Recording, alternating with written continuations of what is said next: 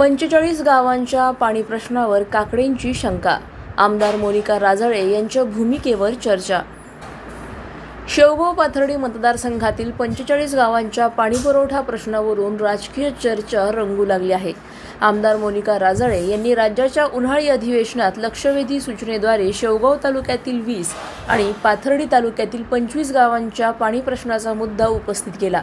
दरम्यान या निर्णयामुळे आधीच मंजूर असलेल्या 13 गावांच्या पाणीपुरवठा योजनेवर परिणाम होऊ शकतो, अशी शंका शिवसेनाचे ज्येष्ठ नेते शिवाजीराव काकडे आणि हर्षदा काकडे यांनी व्यक्त केली. डॉक्टर बाबासाहेब आंबेडकर चौकातील शिवसेना कार्यालयात झालेल्या पत्रकार परिषदेत काकडे यांनी सांगितले की जायकवाडी धरणातून 13 गावांसाठी आधीच पाणी मंजूर झाले आहे. अशा परिस्थितीत नव्या 45 गावांच्या योजनेमुळे या गावांच्या हक्काच्या पाण्यावर परिणाम होऊ नये, या संदर्भात राज्याचे जलसिंचन मंत्री राधाकृष्ण विखे पाटील आणि उपमुख्यमंत्री एकनाथ शिंदे यांना पत्र देण्यात आले असून लवकरच अधिकाऱ्यांसोबत बैठक घेणार असल्याचेही काकडे यांनी स्पष्ट केले. 2019ला माझ्या असं लक्षात आलं की ही योजना आहे, ही बंद योजना आहे, याच्याकडे कुणाचं लक्ष नाही आणि शासनाचा खर्च झालाय, पाणी शिल्लक आहे, वापरीत कोणी नाही. मग मी या संदर्भात दिनांक 23/1/2020ला तत्कालीन जलसंपदा मंत्री आदरणीय जयंत पाटलांचा प्रथम आदेश मिळवला. सर्वेक्षण करून अहवाल सादर करण्याचा त्यांचा आदेश मिळवला आणि त्यानंतर ह्या 9-10 गावात मी जाऊन बैठका घेतल्या आणि लोक चळवळ उभी केली. या चळवळीमुळेच आज ही योजना, या योजनेला दिनांक 4/1/2024ला तत्कालीन जलसंपदा मंत्री व विद्यमान मुख्यमंत्री आदरणीय देवेंद्रजी फडणवीस यांच्याकडून मंजुरी मिळवण्यात या समितीला यश आलेलं आहे. आता माझं सांगणं असं आहे की टप्पा नंबर 1 साठी पाणी फक्त शिल्लक आहे 1.6 TMC. या संघर्षासाठी बेलगाव सारखं गाव हे पूर्णपणे लढले, पण त्या गावाचा नैसर्गिक चढ उताराच्या प्रश्नामुळे किंवा पाणी शिल्लक नसल्यामुळं या गावचा देखील समावेश झालेला नाही. जे काही काठोकाठ ती फक्त 9 गावं आणि सोबत मग टप्पा नंबर 2 मधली दोन्ही मंगरूळ आणि हस्तापूर गोळगाव ही 4 गावं ॲड करून ही 13 गावाची योजना झाली. या 13 गावात 97 पाझर तलाव आणि बंधारे मिळणारे आणि अंदाजे 128 दशलक्ष घनफूट हे पाणी तिथं साठणार आहे. अंदाजे 917 हेक्टर पाणी ह्या 13 गावांना मिळणार आणि त्याच्यासाठी खर्च आहे 125.88 कोटीचा प्रस्ताव शासनाकडे सादर आहे. त्याला मंजुरी मिळवण्यासाठी आपले प्रयत्न चालले. मी आमदार महोदयांना विनंती करील की ही आता सगळं शिजलेला जो विषय आहे तर त्याच्यामध्ये ही मंजुरी मिळवण्यासाठी आपण आपली आमदारकी पणाला लावली, पण पाणीच मुळात 1.6 TMC पाणी शिल्लक मोजकं, त्याच्यामध्ये अजून 45 गावं ॲड कशी होणार, ते अशक्य कुठली गोष्ट आहे. वास्तविक आमचं म्हणणं आहे, त्यांची मागणी रास्त आहे की बोदेगाव पाथर्डी या परिसरातील 20 गावं 25 गावं नव्हे ते अधिक गावं ही सगळी गावं ॲड केलीच पाहिजेत. परंतु ते पाणी त्यासाठी समुद्रात वाहून जाणारं जे पाणी आपल्याला जायकवाडी धरणात टाकायचंय, तिथून मुळा धरणात आणायचंय, शासनाचा तसा मोठा अर्थसंकल्पीय तरतूद पण झाली, तर त्या योजनेतून ते आणावं. टप्पा नंबर 1 मध्ये पाणी शिल्लक नाहीये, त्यामुळं लोकांचा गोंधळ होईल, आपलाही गोंधळ होईल आणि शासनाचा गोंधळ होईल. असा प्रकार झाल्यास ह्या चांगल्या योजनेला खीळ पडला. आज तुम्हाला सांगतो की 17 गावासाठी आम्ही जो प्रयत्न आयुष्यातले 24 वर्षे वेचून केला आहे ना, तर आत्ताशी पुढं टेस्टिंग चालली आहे. आता आम्ही मागच्या आठवड्यामध्येच ठाकूर निंगो आणि माळेगावच्या शेतकऱ्यांना पाणी तिथे मिळावं म्हणून परवा भेटलो की बंधारे भरावा आमचे, एक पाण्या वाचून ही पिकं वाया झाली. आणि अशा परिस्थितीमध्ये याच योजनेमध्ये पाणी शिल्लक नसताना जर ॲडिशन करायचा विषय झाला तर ही 13 गावाची योजना हाणून पडली जाणार आहे आणि पुन्हा आम्हाला आयुष्यातले किती वर्ष वाट पाहाव्या लागतील आणि आम्ही जिवंत असू का नाही हे सुद्धा माहिती होणार नाही. त्यामुळे आता फक्त शासनानं याच्यावर फक्त निधीची विषय करावा. या संदर्भात हा सगळा विषय, हे दोन्ही विषय की समुद्रात वाहून जाणारं पाणी जायकवाडी धरणात आणून टाकून या परिसराचं शेवगाव पाथर्डी तालुक्याचं ड्राय भागाचं सिंचन व्हावं, या संदर्भामध्ये आपले उपमुख्यमंत्री शिवसेनेचे नेते, आमचे नेते एकनाथजी शिंदेसाहेब यांना मी बोललेलो आहे. त्या संदर्भात त्यांनी व्यापक बैठक आयोजित करण्याचं देखील मला मान्य केलेलं आहे.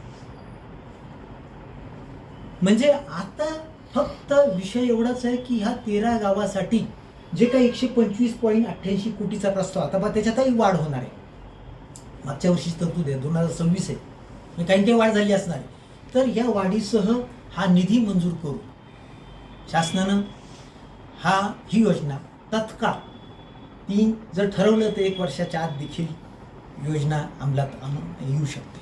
पण हे काम करावं आणि या कामासाठी आमदार महोदयांनी त्यांचं शक्ती बळ पणाला लावावं, जेणेकरून हे सगळं योग्य दिशेनं होणार आहे. कारण आज आम्ही शिवसेनेचं काम, आमची जरी ती सर्वपक्षीय कमिटी असली तरी आज आम्ही शिवसेना पक्षामध्ये जाहीर प्रवेश केला, शिवसेनेचं काम करतोय आणि युतीमध्ये आम्ही एक आहोत. त्यामुळं एकत्रितरित्या बळ लावून ही योजना पूर्णत्वाला कशी नेता येईल आणि ह्या ड्राय भागाचा जलसिंचनाचा प्रश्न कायमस्वरूपी कसा सुटेल यासाठी सगळ्यांनी मदत करावी अशी मी या 13 गावाच्या तर्फे शासनाला नम्र विनंती करतो. 2026ला विधिमंडळात आपल्या भागाचे आमदार मोनिकाताई राजळे यांनी ताजनापूर लिफ्टच्या संदर्भात दिलेलं निवेदन आम्ही लक्षपूर्वक ऐकलं. याबाबत काही गोष्टी मी त्यांच्या आणि शासनाच्या आणि जलसंपदा खात्याच्या निदर्शनाला लक्षात आणून देऊ इच्छितो. 1965 पासून शेवगाव तालुक्यातील 29 गावं जी जायकवाडी धरणात गेली त्या विरोधात सर्वपक्षीय शेतकऱ्यांनी एकत्रित येऊन कॉम्रेड आबासाहेब काकडे यांच्या नेतृत्वाखाली जो संघर्ष उभा केला, त्या संघर्षामुळे 3.8 TMC पाणी जायकवाडी धरणामध्ये शेवगाव तालुक्याच्या नावानं राखीव ठेवलं गेलं. पैकी 2.2 TMC पाणी ताजनापूर लिफ्ट टप्पा नंबर 2 साठी वापरण्यात आलं. जगन्नाथराव गावडे आणि आमचे सगळे सहकारी म्हणून आम्ही आयुष्यातले 24 वर्ष संघर्ष करून ही योजना आज प्रत्यक्षात अस्तित्वात आणलेली आहे. प्रचंड संघर्ष केला आहे.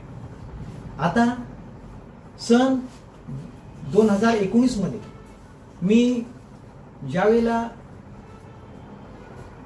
पाणी या विषयावर मला लिखाण करायचं होतं, जलसिंचन या विषयावर लिखाण करायचं होतं, त्यावेळेला विविध ठिकाणच्या प्रकल्पाची पाहणी करता करता मी ताजनापूर लिफ्ट टप्पा नंबर 1 ची पाणी प्रथम 15 मार्च 2019ला मी त्या प्रकल्पावर गेलो. मी पाहिलं हा प्रकल्प बंद, पाणी शिल्लक, MSCBचं सबस्टेशन झालेलं, क्वार्टर्स उभा राहिलेले. दुर्दैवानं हा तोपर्यंत कोणत्याही लोकप्रतिनिधीचं शिल्लक असलेल्या पाण्याबद्दल, बंद असलेल्या योजनेबद्दल कोणाचंही लक्ष नव्हतं. शासनाचे तब्बल 45 कोटी रुपये त्या कामी खर्च झाले. 1965 पासून लढा, लक्षात नाही आलं. सुदैवानं ते माझ्या लक्षात आल्यानंतर मी ती गोष्ट म्हटलं योग्य ठिकाणी योग्य वेळी ती मांडायची. आणि त्यावेळेला प्रथमतः दिनांक 23/1/2020ला तत्कालीन जलसंपदा मंत्री जयंत पाटील यांच्या सहीनं या प्रकल्प टप्पा नंबर 1 मध्ये शेवगाव तालुक्यातील पूर्व भागातील वरूर, आखेगाव, थाट, वाडगाव, हसनापूर, आखेगाव, सालवडगाव, मुर्शदपूर ही 9 गावं ॲड करण्याच्या संदर्भात पहिलं आमचं त्या ठिकाणी निवेदन दिलं आणि त्यांनी या संदर्भात सर्वेक्षण करून प्रस्ताव सादर करण्याचे आदेश दिले. म्हणजे प्रथम ही कल्पना ही माझ्या मेंदूत आली. आता बंद करा, असं नाही का करत. एकजूट तुम्ही परत एकदा ते दाखवून आम्ही 13 गावची शेतकरी आम्ही या संदर्भामध्ये जलसंपदा खात्याच्या अधिकाऱ्यांना आमचं शिष्टमंडळ भेटणार आहोत आणि त्यांना याच्यामध्ये झालेली ही विसंगती लक्षात आणून देणार आहोत. आणि हा मुद्दा मी ऑलरेडी एकनाथ शिंदे साहेबांपुढे मांडलेला आहे की तुम्ही जर शासनाचंच ही पॉलिसी आहे की समुद्राचं वाहून जाणारं पाणी जायकवाडी धरणात टाकायचं, तर मग तुम्ही शेवगाव तालुका, पाथर्डी तालुक्याचा इंच भिजवला पाहिजे. तर या संदर्भात आम्ही त्यांना बोललेलो आहे. त्यासाठी एक त्यांनी बैठक देखील आयोजित केली आहे. आता हा जो प्रश्न उपस्थित केला आहे आमदार महोदयांनी, याच्यामागे काही वेगळा हेतू असू शकतो का त्यांचा? सांगता येणार नाही, परंतु कारण हा या प्रश्नामुळे दिशाभूल करणारा 13 गावांचे योजनेला खीळ लागू नये एवढाच माझा हेतू आहे. कारण की याला जर खीळ लागली म्हणजे तुम्ही विचार करा की माझ्या घरी स्वयंपाक 4 माणसाचा आहे आणि जर 100 माणसं जेवायला आली तर ते त्यांना चतकोर काही एक तुकडा पण येणार नाही.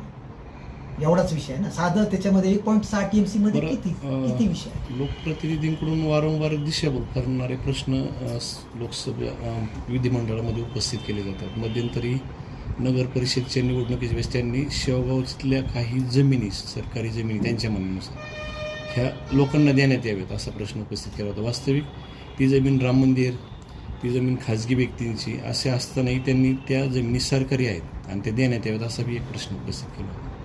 म्हणजे वारंवार दिशाभूल करणारे प्रश्न त्यांच्याकडून उपस्थित केले जातात, लोकांची दिशाभूल.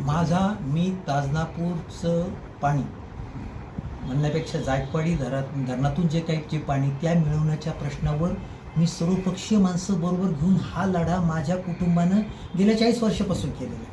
म्हणजे मी या लढ्याचा इंच 1965 पासून मी वर्षवाईज सगळं सांगू शकतो. त्या संदर्भात माझं पुस्तकाचं लिखाण पण झालं आहे.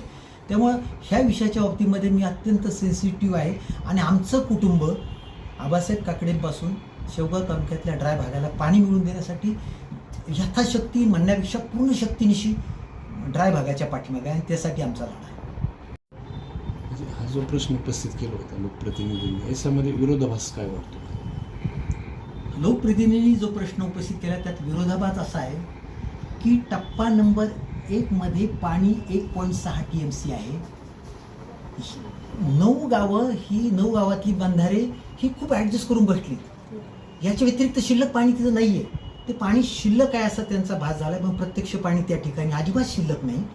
आणि त्यामुळं जी बोधेगाव परिसरातली, शेवगाव तालुक्यातली उर्वरित सर्व गावं, पाथर्डी तालुक्यातली सर्व गावं ही 100% भिजली पाहिजेत. परंतु ते त्यासाठी गोदावरी धरणात, समुद्रात वाहून जाणारं पाणी हे गोदावरी खोऱ्यात आणावं लागणार आहे. मुळा धरणामध्ये आणि जायकवाडी धरणात टाकून ही सगळी हा भाग आपल्याला भिजवता येईल. म्हणजे याच्यात 13 गावात शिल्लक पाणी नाहीये, हा सगळ्यात मोठा विरोधाभास आहे. अधिक माहितीसाठी स्टार इंडिया 1 न्यूज पाहत रहा. चॅनलला सबस्क्राईब करा आणि अशाच अपडेट्ससाठी बेल आयकॉन दाबा.